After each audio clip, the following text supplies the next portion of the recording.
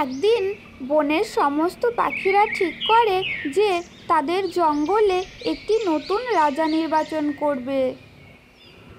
কারণ সেই জঙ্গলের রাজা ঈগল খুবই অহংকার ছিল, আর সে সব সময় নিজেকে নিয়েই ব্যস্ত থাকতো।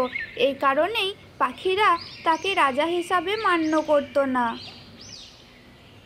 একদিন বনের সকল পাখিরা সেখানে উপস্থিত হলো রাজা নির্বাচন করার জন্য, কিন্তু সেখানে কাকের দলের একটি কাকও সেখানে উপস্থিত হলো না। তাই বনের পাখিরা কাকেদের জন্য কিছুক্ষণ অপেক্ষা করে, কিন্তু তারপরও যখন কাকের দল সেখানে উপস্থিত হয় না, তাই বনের পাখিরা সকলে পেঁচাকে রাজা হিসাবেই নির্বাচন করে। ঠিক সেই সময় সেখানে একটি কাক এসে উপস্থিত হয়, আর কাক তাদের রায় শুনে বলে ওঠে, না, কখনোই না। আমরা এই পেঁচাকে কখনোই রাজা হিসাবে মেনে নেব না।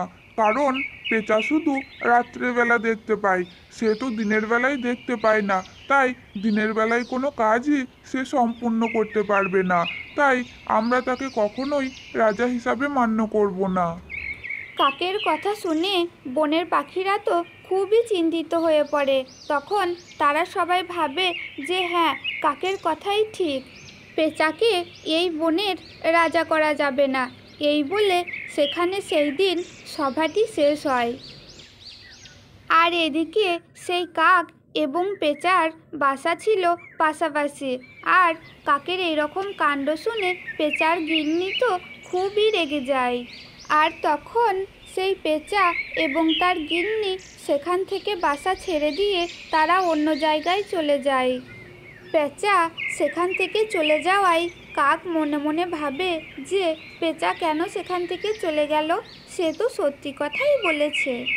কাক কিছু বুঝতে না পেরে সে চুপচাপ মনের দুঃখে বসে থাকে আর ভাবতে থাকে যে তার জন্যই সব কাক এবং পেঁচাদের মধ্যে শত্রুতা হয়ে গেল। তো বন্ধুরা, এই গল্প থেকে আমরা কি শিখলাম? যে সব সময় সত্যি কথা বলতে নেই, কখনো কখনো চুপও থাকতে হয়। তো বন্ধুরা, এই রকম আরও সুন্দর সুন্দর গল্প পেতে অবশ্যই আমাদের চ্যানেলটাকে একটি সাবস্ক্রাইব করে